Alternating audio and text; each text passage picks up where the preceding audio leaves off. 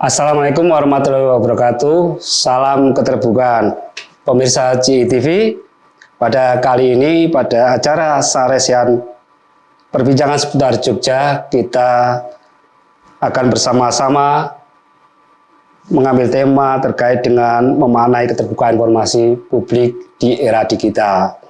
Senang sekali pada kesempatan kali ini saya sudah bersama dengan Ibu yang cantik ini dari Ketua KID DIY, satu-satunya wanita ya, komisioner KID wanita yang pada kali ini akan bersama kita. Bu Erni, selamat berjumpa lagi. Selamat berjumpa kembali Pak Agus. Kabarnya sehat? Alhamdulillah, Pak Agus sehat? Alhamdulillah. Jadi gini Bu Erni, kan sekarang kan insan keterbukaan informasi itu mempunyai dua kali hari yang memang sangat bersejarah ya. Yang pertama terkait dengan hari hak untuk tahu di tanggal 28 September. Kemudian yang akan kita songsong dalam waktu dekat ini adalah hari keterbukaan informasi nasional pada tanggal 30 April. Sangat menarik karena ini merupakan lahirnya ya Undang-Undang 14 tahun 2008. Yang ingin saya tanyakan pada kesempatan siang hari ini, bagaimana sih sebetulnya masyarakat memaknai hari keterbukaan informasi publik, khususnya masyarakat di DIY ini? Ya, baik, terima kasih Pak Agus. Jadi Hari Keterbukaan Informasi Nasional itu merupakan momentum begitu nggih, momentum bagi masyarakat begitu, bahwa Hari Keterbukaan Informasi Nasional ini sebagai perlindungan bagi masyarakat, bahwa masyarakat itu sebetulnya punya hak untuk mengakses informasi publik, sehingga bagi masyarakat, terutama masyarakat di DIY ini, kalau ingin mengakses suatu informasi publik, maka tidak perlu merasa takut gitu, karena itu sudah dilindungi di Undang-Undang Nomor 14 Tahun 2008 tentang Keterbukaan Informasi Publik, dan juga ada regulasi turunannya gitu, bagaimana tata cara melakukan permohonan informasi, bagaimana badan publik itu melayani masyarakat dalam hal permohonan informasi publik, itu juga sudah diatur dalam namanya Peraturan Komisi Informasi Nomor 1 Tahun 2021 tentang standar layanan informasi publik. Dan bagaimana kalau masyarakat itu ternyata dalam melakukan akses informasi ada batasan atau terkendala atau memang tidak diberikan oleh badan publik, itu juga ada tata caranya kalau masyarakat akan melakukan yang namanya penyelesaian sengketa informasi publik. Itu juga sudah diatur dalam Peraturan Komisi Informasi Nomor 1 Tahun 2013 tentang prosedur penyelesaian sengketa informasi publik. Sehingga dalam Hari Keterbukaan Informasi Publik Nasional ini, masyarakat sekali lagi kami himbau untuk meningkatkan kesadarannya untuk mengakses informasi publik. Ada hak di sana. Betul, Pak Agus. Karena kalau hak ini tidak digunakan oleh masyarakat, maka hak ini jadi sia-sia. Karena badan publik juga tidak punya pemicunya, gitu, tidak punya dorongan bahwa masyarakat ini butuh informasi publik. Sehingga kalau semakin banyak masyarakat mengakses, badan publik juga semakin semangat begitu dalam menyampaikan informasi publik yang dibutuhkan oleh masyarakat. Oh iya, terima kasih. Tapi persoalannya kan sekarang kan sudah ada pergeseran ya Bu Erni. Kalau kita lihat undang-undangnya 2008 itu sudah berapa puluh tahun yang lalu. Namun sekarang kan di era digital ini kan informasi itu tidak sekedar ditampilkan di tempat-tempat konvensional ya, ada di media sosial yang paling ramai sekarang, di Instagram, Facebook dan sebagainya. Nah ini kemudian apakah dengan adanya media tersebut nanti bisa linear terhadap peningkatan transparansi yang ada sekarang ini? Baik, sebetulnya bahwa media sosial, kemudian website itu adalah media untuk menyalurkan atau menyampaikan informasi publik yang dikelola oleh badan publik kepada masyarakat. Nah, artinya media ini selain oleh badan publik harus digunakan dengan baik sebagai media penyampai yang mana itu memangkas birokrasi, kemudian memangkas hambatan yang selama ini mungkin masyarakat kalau mau meminta informasi publik itu harus datang ke kantor. Kemudian sekarang ada media sosial dan juga website, itu masyarakat jadi dimudahkan. Akan tetapi harus dipastikan kembali bagi badan badan publik, bahwa badan publik ini harus menyampaikan informasi publik yang ada di website maupun di medsos ini, bukan berarti harus menyampaikan informasi sebanyak-banyaknya, bukan kuantitasnya, tetapi harus dipastikan bahwa informasi publik yang disampaikan kepada masyarakat melalui website maupun medsos ini adalah informasi publik yang sesuai tugas pokok dan fungsinya dan juga memiliki kebermanfaatan bagi masyarakat. Jangan sampai masyarakat disuguhi oleh informasi publik yang banyak tetapi masyarakat tidak tahu fungsinya apa. Gitu ya. Betul, seperti itu Pak Agus. Ya, jadi kalau kemudian bicara informasi publik kan tentunya juga tadi tidak semuanya memang harus diberikan, ya tidak semuanya harus disampaikan. Ada beberapa yang memang tidak boleh ya diberikan. Tapi persoalan juga ketika sekarang kan ada itu ya Undang-Undang Perlindungan Data Pribadi ya, yang itu memang kemudian ada semacam tanda petik benturan itu ya antara keterbukaan dengan perlindungan data pribadi gitu kan. Nah ini sebetulnya bagaimana posisinya ya, positioningnya seperti apa ketika kita menyandingkan dua undang-undang tersebut. Baik, bahwa di Undang-Undang Nomor 14 Tahun 2008 tentang keterbukaan informasi publik maupun Peraturan Komisi Informasi turunannya yang mengatur lebih teknis terkait bagaimana menyajikan keterbukaan informasi publik sudah ada ranahnya tersendiri, bahwa yang dimaksud informasi publik itu selama informasinya memang dikelola, disimpan, dikirim, diterima oleh suatu badan publik. Akan tetapi tidak semua informasi publik itu bisa disajikan kepada masyarakat. Ada yang namanya informasi yang dikecualikan. Nah, sehingga badan publik ini harus berhati-hati dalam mengelola informasi publik ini dan juga bagaimana batasannya untuk mengecualikan suatu informasi. Nah, di sisi lain ada juga yang namanya perlindungan data pribadi. Nah, apabila suatu informasi publik itu misalkan dalam suatu dokumen, kemudian dalam suatu dokumen itu akan diakses oleh masyarakat dan di dalamnya ada yang namanya data pribadi, sehingga data pribadi tersebut harus dihitamkan atau di-blur. Akan tetapi contohnya apa? Contohnya misalkan ada dalam dokumen itu misalkan NIK. Kenapa NIK itu harus di-blur atau dihitamkan? Karena nanti bisa disalahgunakan oleh pihak lain misalkan. Itu apabila itu berpotensi atau berkaitan dengan data pribadi, maka itu harus dihitamkan atau di-blur. Itu kewajiban bagi badan publik untuk perlindungan data pribadi. Di sisi lain masyarakat juga harus ini juga mendorong bahwa informasi publik atau harus dipastikan bahwa informasi publik yang ada informasi dikecualikannya atau terkait data pribadi itu memang tidak bisa disampaikan secara luas oleh badan publik kepada masyarakat. Itu juga harus dipahami juga, jangan sampai nanti masyarakat meminta, oh saya mau meminta data di suatu daerah itu lengkap by name by address misalkan, kemudian nomor KTP. Nah itu padahal sudah diatur bahwa terkait dengan perlindungan data pribadi itu tidak bisa disampaikan kepada masyarakat luas gitu. Kalau di Undang-Undang PDP kan sebetulnya kayak foto itu juga sebetulnya sudah masuk ke data pribadi ya. Tapi selama ini juga kalau misalnya KTP itu ada foto ya, itu juga jarang yang mereka melakukan blur gitu ya, sehingga mungkin itu juga perlu ke depan lebih disosialisasikan ke masyarakat karena nanti juga akan berbahaya dampaknya. Tapi pada dasarnya bagaimana kalau di dalam era digital ini ya, apakah digitalisasi itu justru akan menyulitkan atau bahkan memudahkan masyarakat sih untuk mengakses informasi? Karena kan kalau kita bicara media sosial kan informasi itu hanya pendek-pendek ya, biasanya nggak mungkin akan seperti berita di media mainstream atau di di website dan sebagainya gitu. Kecenderungan orang nanti akan melihat hanya sepotong-sepotong gitu ya. Bagaimana Bu?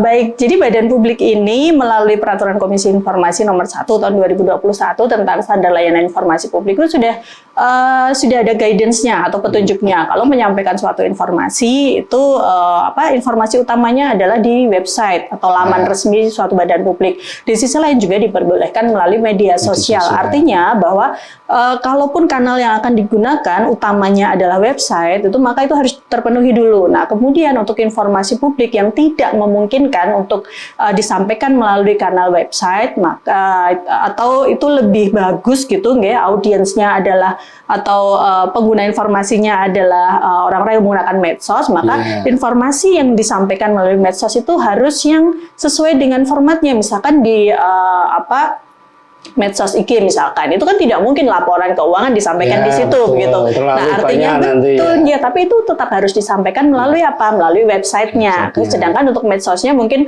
badan publik sudah menyampaikan laporan keuangan, untuk bisa mengakses bisa sampaikan link di websitenya. Misalkan seperti itu, sehingga jangan sampai medsos kemudian website ini justru menyulitkan masyarakat, tetapi harus memudahkan baik itu bagi badan publik yang akan menyajikan informasi publik, juga bagi masyarakat yang akan mengakses informasinya begitu. Artinya mungkin media sosial itu hanya menjadi jendela awal gitu ya, untuk orang mengakses informasi selanjutnya. Karena tadi kan disampaikan bisa melalui, kemudian disampaikan linknya ke mana saja. Itu memang karena sekarang kan Gen Z kan jarang juga kemudian melihat website ya, banyak yang memang menggunakan media untuk untuk mengakses informasi.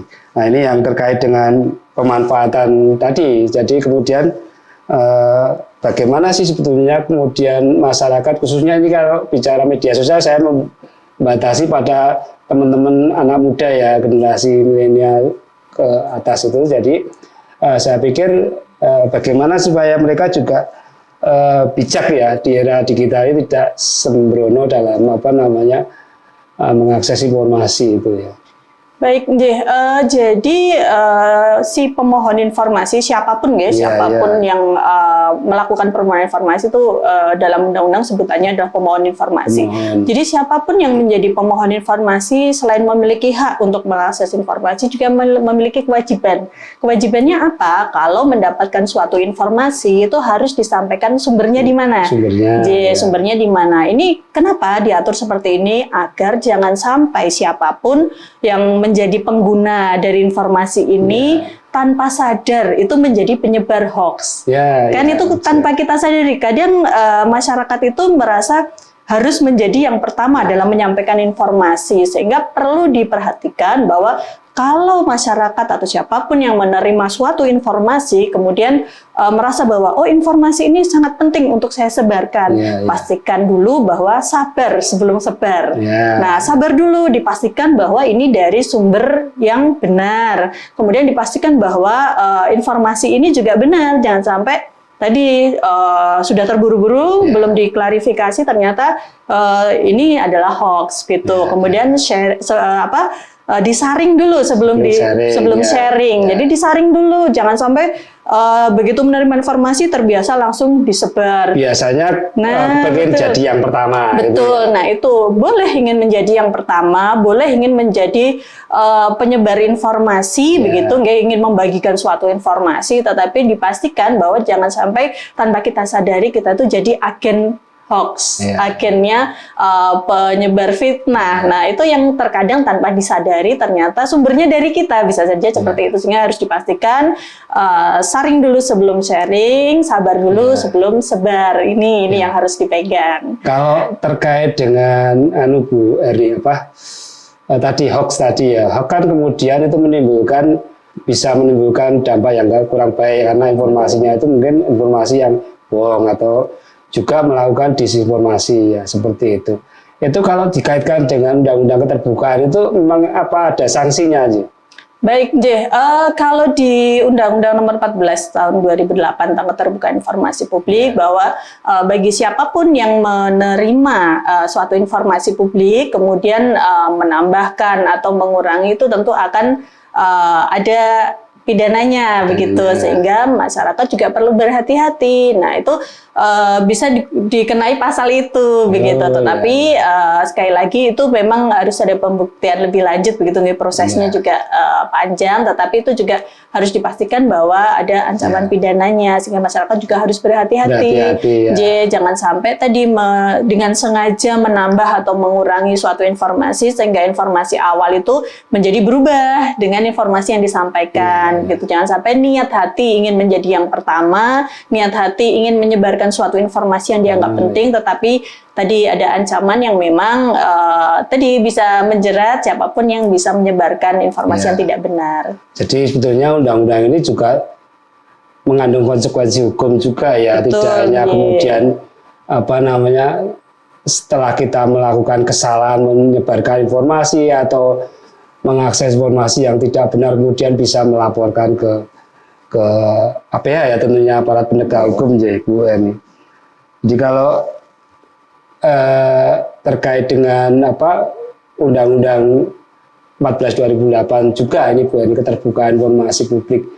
Kan terbuka itu tidak membatasi pada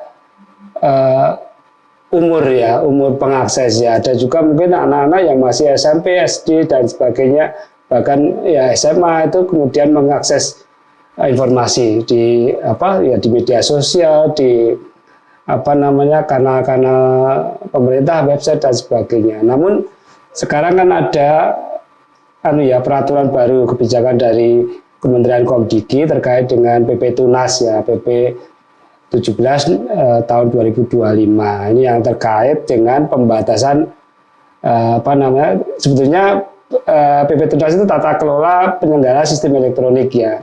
Namun di situ ada pembatasan terhadap akses anak ya, dalam arti di bawah 18 tahun itu untuk mengakses informasi. Nah, ini kan kemudian jadi ada kebingungan ya, kita anak itu dibatasi umur ya, terkait dengan boleh mengakses boleh membuat akun Facebook,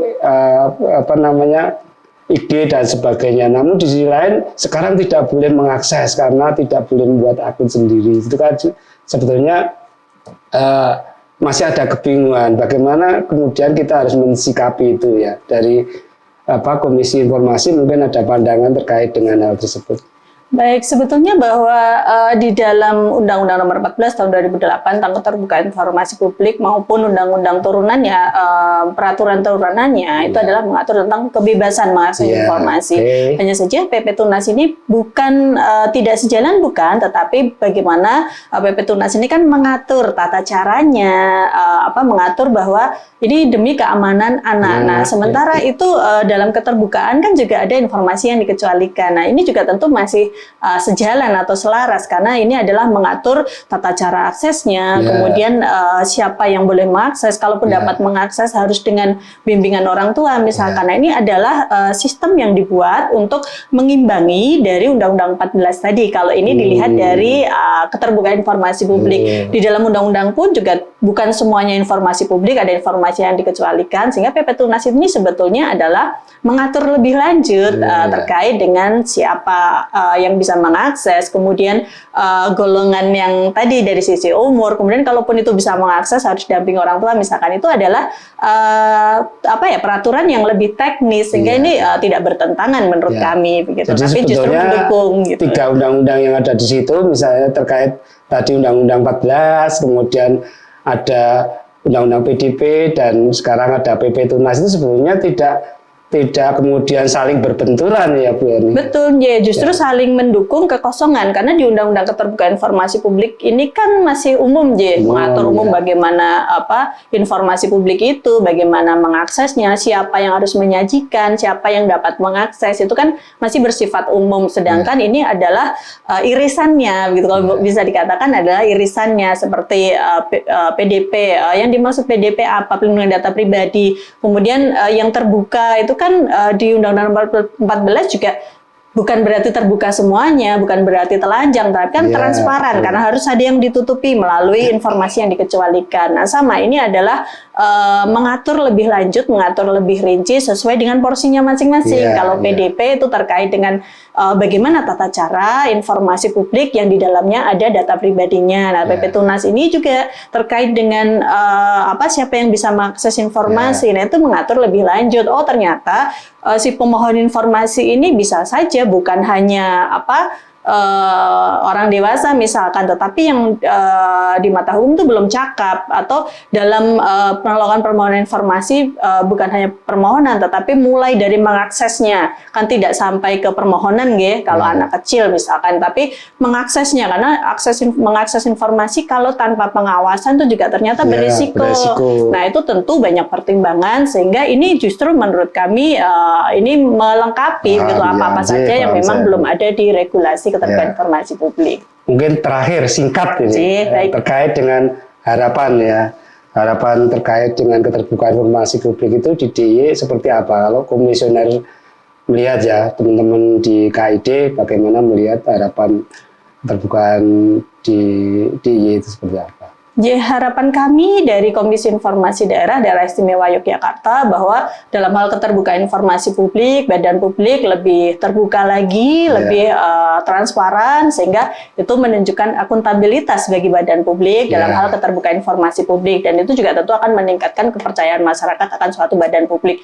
Di sisi lain kami juga berharap masyarakat juga lebih aware, lebih aktif bahwa masyarakat ini punya hak untuk mengakses informasi publik, yang mana informasi publik itu tentu juga ada batas sehingga kalaupun ada badan publik yang menyampaikan bahwa tidak semua informasi itu bisa dibuka, nah itu harus dipahami juga gitu, sehingga masyarakat juga harus lebih aware, yang itu juga kalau masyarakat semakin sering mengakses informasi akan semakin menjadi dorongan bagi badan publik gitu Pak Agus. Sebetulnya waktu kita terbatas ya, tapi apa yang disampaikan tadi sudah paling tidak mewakili dari apa yang ingin kita gali terkait dengan memaknai keterbukaan informasi di era digital. Terima kasih sekali Bu Herdi sudah rawuh di acara Saresehan perbincangan seputar Jogja di CITV ini. Moga-moga bermanfaat bagi kita dan masyarakat DIY. Demikian pemirsa CITV, bincang-bincang kita seputar Jogja ya dalam acara Saresehan. Semoga bermanfaat bagi kita semua, baik saya pribadi atau masyarakat DIY, dan apabila ada yang kurang berkenan saya mohon maaf. Saya akhiri, bila itu ya. Assalamualaikum warahmatullahi wabarakatuh. Salam keterbukaan.